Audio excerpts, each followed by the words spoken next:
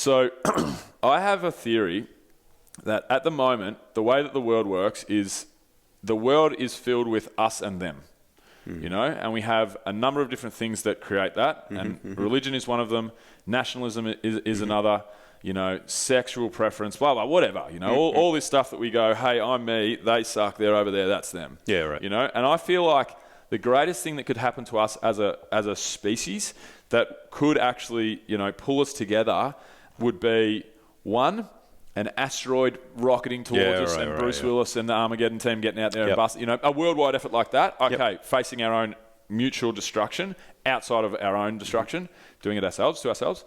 And then secondly would be, that would really bring us together. And secondly, and more powerfully probably, would be alien life, but probably intelligent life. You know, right. I suppose if we find microbes on Mars, I don't think that's going to do anything. But if we found intelligent life and we could prove it, you know, finally we're us and they're them. Yeah. And I feel like, apart from the fact that scientifically it would be the greatest, you know, discovery of all time for a multitude of reasons, so, like societally, I feel like it would have the biggest impact that anything could ever have in the history of mankind, really. Yeah, look, I'm sort of optimistic, and I hope that would be the case. I think we would certainly have a real sense of us and them, and humanity works on a tribal nature. I mean, that is deep in our core.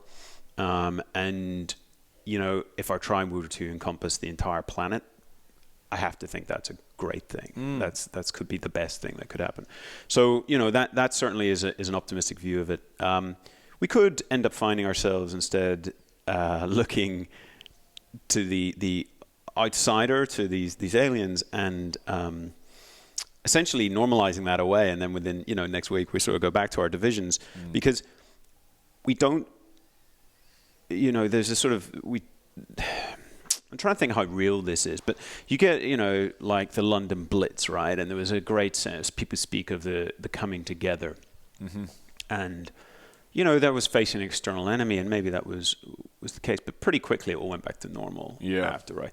So, you know, we have to go beyond having an external threat to make us love one another, or to feel at least less animosity to one another. Yeah, that's right, actually. That's a good point. So, look, but humans being what they are, I suspect that will be our shortcut in our tribal psyche for, you know, maybe the next century. Maybe we do get better, though. Maybe artificial intelligence ends up showing us the other, and we realize what it is about ourselves that we have in commonality as a species, and humanity in creating the alien, and I suspect we'll create an alien intelligence before we ever find one. So I think artificial intelligence will be that. That will be enough for us to say, okay, well, I have more in common with my sisters and brothers, because I've now seen what the other is, truly what the other is. But, you know, humans are pretty good at finding division or creating division, because that's just how we're hardwired. Yeah, competitive because we needed to compete to survive, I guess. It gets back to the molecules. It's all the way back to those initial molecules, right? The sense of replication of you know, prioritizing your genes or your inherent structure. That is the fundamental. And our intelligence allows us to think beyond that, to ask bigger questions, demand more of ourselves than our biology would allow.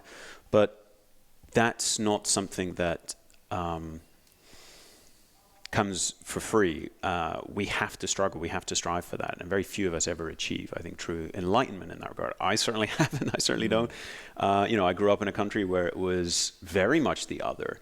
And I can assure you that you still had fights with your schoolmates, even though you were one side of a fence versus the other side. Right? So, you don't... Postcode wars.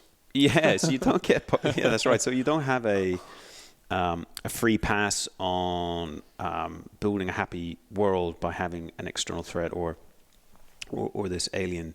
Like, we will still have to solve all of our same challenges and problems. Maybe they become slightly easier because we can see that there's this other, but you know, I suspect that it doesn't change that fundamental issue we've been having for millennia. Essentially, this is as old as humans have been able to think, has been this challenge of resolving the other, and we haven't done it yet. I don't know how much technology helps us in that.